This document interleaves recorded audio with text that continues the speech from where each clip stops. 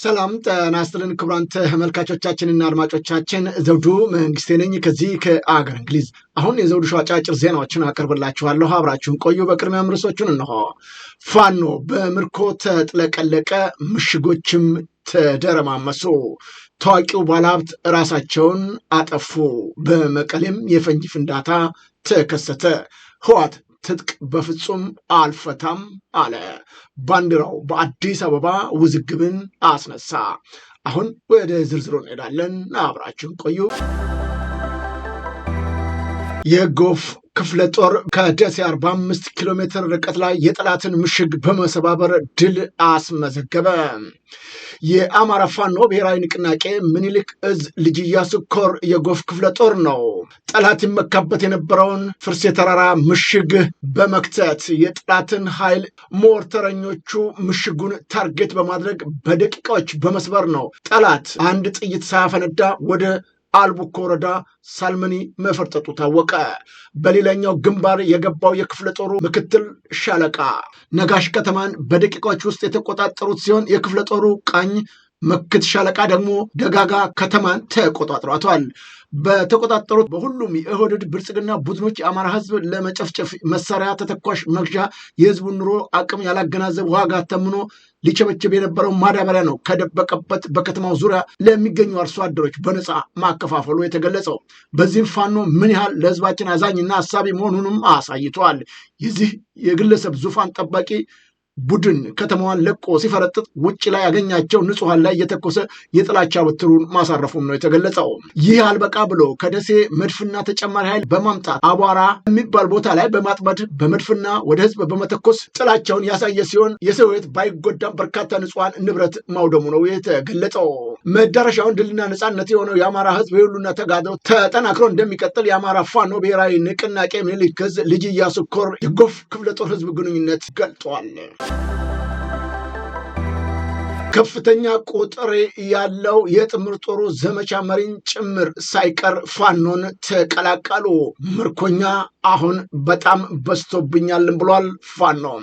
የአማራ ፋኖን ብሔራዊ ንቅናቄ ያስተላለፈውን የምህረት አዋጅ ተከትሎ ነው የጠላት ሰራዊት በማገልገል ህዝባቸውን ሲገድሉ እየነበሩ ያገዛዙን ወታደሮች አዋጁን ተቀብለው ትግሉን እየተቀላቀሉ ሲሆን አብርሃም ታመነ የአማኑኤል ደብረ ኤልያስ እና የስናር ወረዳ ጥምር ጦር ዘመቻ መሪ 206ኛ ኮር 34ኛ ክፍለ ጦርን መቀላቀሉ ታውቋል። እጅግ ከፍተኛ ቁጥር ያለው የመከላከያ ኃይል ፋኖን እየተቀላቀለ መሆኑ ነው እየተገለጸ የሚገኘው። እጅግ ቁጥሩ የበዛ የመከላከያ ኃይል ከጊዜ ወደ ጊዜ የገዢውን መንግስት የመከላከያ ኃይል እየናዱት ትተው ወደ ፋኖች መግባታቸው ታውቋል። በተላለፈው ድርጅታዊ አዋጅ መሰረትም ግብረ ኃይሉን በማቋቋም አዋጁን ያለ እንከን ለማስፈጸም ሰፊ እንቅስቃሴ የጀመረው 206ኛ ኮር በስሩ ያሉ ክፍለ ጦሮችን በማስተባበር የምህረት አዋጁን ተቀብለው ትግሉን የሚንቀሳቀሱ ያገዛዙን ወታደሮችም እየተቀበለ እንደሚገኝ አረጋግጧል። ህዝባችን ከዚህ አረመናዊ ጋር በመሆን ስትጨፈጭፉ የነበራችሁ ያገዛዙ ወታደሮችና ካድሬዎች ይህንን የምህረት አዋጅ ተቀብላችሁ ትግሉን እንድትቀላቀሉ በድጋሚ ጥሪ የሚያቀርበው 206ኛ ኮር አስፈላጊውን ትብር ልዩ ጥበቃ እንደሚሰጥም በማረጋገጥ ጭምር ነው በማለት የአማራ ፋኖ ብሔራዊ ንቅናቄ ቴዎድሮስ እዝ 206ኛ ኮር ህዝብ ግንኙነት መረጃውን ልኮልናል። የአማራ ፋኖ ብሔራዊ ንቅናቄ ቴዎድሮስ እዝ 109ኛ ኮር 99ኛ ክፍለ ጦር የመጀመሪያ ዙር ኮማንዶ ሰልጣኞችን አስመረቀ።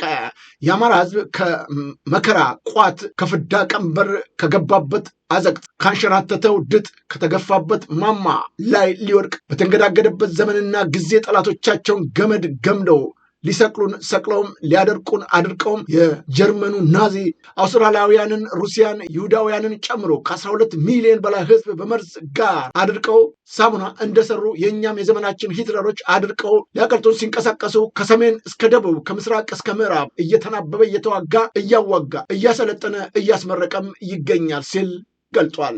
ዛሬም የአማራ ፋኖ ብሔራዊ ኃይል የአማራ ፋኖ ህዝባዊ ድርጅት የነበረውን የሀሳብ ልዩነቶቻችንን በመፍታትና አንድ መሪ አንድ አታጋይ ድርጅት በተፈጠረበት ማግስት ነው የአማራ ፋኖ ብሔራዊ ንቅናቄ ቴዎድሮስ እዝ በ109ኛ ኮር 99ኛ ክፍለ ጦር ለበርካታ ወራት ሲሰለጥኑ የቆዩ የመጀመሪያ ዙር ሰልጣኞችን በደማቅ ሁኔታ አስመርቋል። ይህ የምረቃ ፕሮግራም ልዩም ያደርገዋል ነው የተባለው። የዛሬ ተመራቂዎች ሰልጣኞች የብዙ ወራት አሰልቺ ኮማንዶ ስልጠና ራብ፣ ጥም፣ ብርድና የፀሐይ ሐሩር በመቋቋም በዚች ቀን በቅተዋል ነው የተባለው። ነገም ወደ አሃዱ ሲቀላቀሉ በስልጠና የነበራቸውን ጊዜ በማስታወስ አሁን ካለው የበለጠ ጠንክረው እንደሚሰሩ ይጠበቃልም ተብሏል። በምረቃ ፕሮግራሙ ጥሪ የተደረገላቸው እንግዶች የሀገር ሽማግሌዎች፣ የአማራ ፋኖ ብሔራዊ ንቅናቄ ቴዎድሮስ ዕዝ 109ኛ ኮር 99ኛ ክፍለ ጦር ከፍተኛ አመራሮች፣ የአማራ ፋኖ ብሔራዊ ንቅናቄ ቴዎድሮስ ዕዝ በ109ኛ ኮር የፖለቲካ ዘርፍ ኃላፊ አርበኛ አማራ ጭምር በመገኘት ማስመረቃቸው ነው የተገለጠው። በሌላም በኩል ምኒልክ ዕዝ ተወርዋሪ በላንጎ ሻለቃ ለወራት የሰለጠኑ ኮማንዶችንም ማስመረቁ ተገለጸ። ምኒልክ ዕዝ ተወርዋሪ በላንጎ ሻለቃ ለወራቶች ያሰለጠናቸውን በርካታ ምልምል ኮማንዶች ነው ፋኖ ዛሬ ማስመረቁ የተገለጸው። በሃይማኖት አባቶችና በሀገር ሽማግሌዎች ምርቃት ታጅበው በደማቅ ሁኔታ አስመርቋቸዋል። ደሴ ከተማ ዙሪያ ወረዳና በተለያዩ ቤተ አማራ አካባቢዎች በርካታ ተጋድሎችን እያደረጉ አመርቂ ድሎችን እያስመዘግቡ ያለው የምኒልክ ዕዝ ተወርዋሪ በላንጎ ሻለቃ አናብስቶች ናቸው እና በሰው ኃይል ራሳቸውን እያጠናከሩ እያደራጁ እንደሚገኙ የተገለጸው። በቀጣይም ተጨማሪ ስልጠናዎችን በማካሄድ በእውቀትና በሰው ኃይል የበለጠ ራሳቸውን እንደሚያደራጁ የተወርዋሪ ሻለቃ አመራሮችም ገልጠዋል። ከዚህ ጋር በተያያዘም አባቶች በተገኙበት ለወራቶች የሰለጠኑ ምልምል ኮማንዶች ፋኖችን በማስመረቅ የሰው ኃይላቸው ያጠናከሩ ሲሆን በምረቃ ዝግጅቱ ላይም የተገኙት አባቶች የአማራ ሕዝብ የብዙ እሴቶች ባለቤት ነው፣ እናንተ ልጆቻችንም ይህንን እሴታችንን ተላብሳችሁ የህልውና ትግሉን ከዛሬ አደርሳችሁታል፣ ወደፊትም ይህንን ጠብቃችሁ ለድልና ነፃነት እንድታበቁ አደራ ጥለንባቸዋል በማለት መልእክታቸውንም አስተላልፈዋል። ከሰም ሁለተኛ ኮር በስሩ ላሉ ክፍለ ጦሮችና ብርጌዶች ጥብቅ ጥንቃቄ መልእክት አስተላለፈ።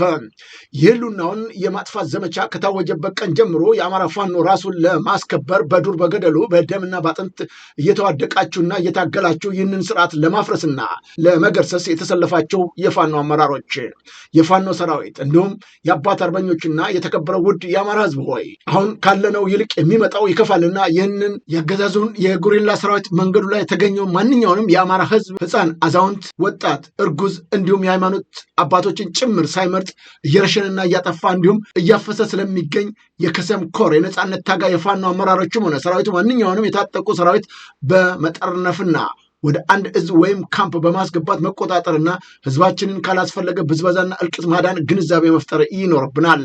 እዚሁም መሰረት በየቀጠናቸው ፋኖ በተቆጣጠረባቸው ቦታዎች የሰዓት እላፊ ገደብና መሿለኪያ ኮሪደሮቹ ተዘግተው በንቃትና በጥንቃቄ መጠበቅ አለበት እያን በዚሁም መሰረት የሰዓት እላፊ ገደቦች ከምሽቱ 1 ሰዓት እስከ ንጋቱ 12 ሰዓት መንቀሳቀስ የማይቻል ሲሆን ከተጠቀሰው ሰዓት ውጭ የሚንቀሳቀስ ማህበረሰብ የተገኘ ከጠላት እኩል የሚታይ መረጃ የሚሰጥ መሆኑን እናሳስባለን። በዚሁም መሰረት በነበልባል ክፍለ ጦር ስር የሚገኙ 1ኛ አራሪት ከተማ፣ 2ኛ አራዳ በር፣ 3ኛ ቦሎ ጊዮርጊስ፣ 4ኛ ባልጭ ከተማ በኃይለ ማርያም ማሞ ክፍለ ጦር ስር 1ኛ ሾላ ከተማ 01 ቀበሌ፣ 2ኛ ኮረማሽ ከተማ፣ 3ኛ ቱልፋ ታዳጊ ከተማ በቡልጋ ክፍለ ጦር ስር 1ኛ መተህብላ ከተማ፣ 2ኛ ምንታምር ቀበሌ፣ 3ኛ 04 ቀበሌ፣ 4ኛ ጊናግር ከተማ ሲሆኑ ከነዚህ ቦታዎች ውጭ ላልተወሰነ ጊዜ የሰዓት ገደብ መጣሉን እናስታውቃለን ሲል የከሰም 2ኛ ኮር ዋና መሪ መቶ አለቃ ይልቃል ብርሃኔ መረጃውን ልኮልናል። ታዋቂው ባለሀብት ራሳቸውን ማጥፋታቸው ተነገረ። በቢሾፍቱ ከተማ ነው የዓለማ ፋርም መስራች ታዋቂው ባለሀብት መቶ አለቃ ለማ አስፋው በድንገት ከዚህ ዓለም በሞት መለየታቸው ሲነገር ብዙዎች ማሳዘኑ ነው የተገለጸው። በተሰማው ማሳዛኝ ክስተት መሰረት መቶ አለቃ ለማ በአንድ ቤተሰባቸው አባል ላይ ሽጉጥ ተኩሰው ሳይሳካላቸው ከቀረ በኋላ ነው በያዙት መሳሪያ ራሳቸውን አጥፍተዋል የተባለው። ለዚህም ድርጊት መነሻው በግል ቤተሰብ ጉዳይ ዙሪያ የሰሙት መረጃ እንደሆነም ይገመታል ተብሏል። መቶ አለቃ ለማ አስፋው በኢትዮጵያን አየር ኃይል ከተሰናበቱ በኋላ ነው በ1985 ዓ.ም በ20 ዶሮች የጀመሩት ስራ ወደ ግዙፍ ኢንዱስትሪ ተቋም የቀየሩ ታታሪ ሰው እንደነበሩም ተገልጧል። ከጓደኛቸው አቶ አለማየሁ አምደ ማርያም ጋር በመሆን ነው አልማ ፋርማሲን የመሰረቱ ሲሆን የሊዩስ ዘይት ፋብሪካም ባለቤት ነበሩ። ድርጊቱን ያጋጠመው ከትላንትና በስቲያ የካቲት 4 2018 ዓ.ም እንደሆነም ተገልጿል። በቢሾፍቱ አካባቢ ለብዙ ሺህ ዜጎች የስራ ዕድል በመፍጠር የሚታወቁት አንቱ የተባሉ አምራች ባለሀብት እንደነበሩም ተጠቁመዋል። ይህ ድንገተኛ ሞት በቤተሰቦቻቸው በሰራተኞቻቸውና በቢሸፍቱ ነዋሪዎች ዘንድ ከፍተኛ ሐዘን መፍጠሩም ነው የተገለጠው። ትጥቃችንን በምንም ጉዳይ ቢሆን አንፈታም አሉ ዶክተር ደብረጽዮን። በዲዲአር ስም ትጥቃችሁን ፈታችሁ ባዶ እጃችሁን ሂዱ ነው የሚሉን፣ እኛ ይህንን አንቀበለውም፣ ይህ የሚሳካ ፈጽሞ አይደለም ሲሉ ነው ዶክተር ደብረጽዮን የገለጹት። የህወሓቱ ሊቀመንበር ዶክተር ደብረጽዮን ገብረ ሚካኤል ሰሞኑን በአፍሪካ ህብረት ጽሕፈት ቤት ጉባኤ የሚካሄዱን አባል ሀገራት መሪዎችን በፕሪቶሪያ ግጭት ማቆም ስምምነት ሙሉ በሙሉ በአፋጣኝና በቅን መንፈስ መተግበር እንዳለበትም በይፋ እንዲያረጋግጡም ሲጠይቁ ተሰምተዋል።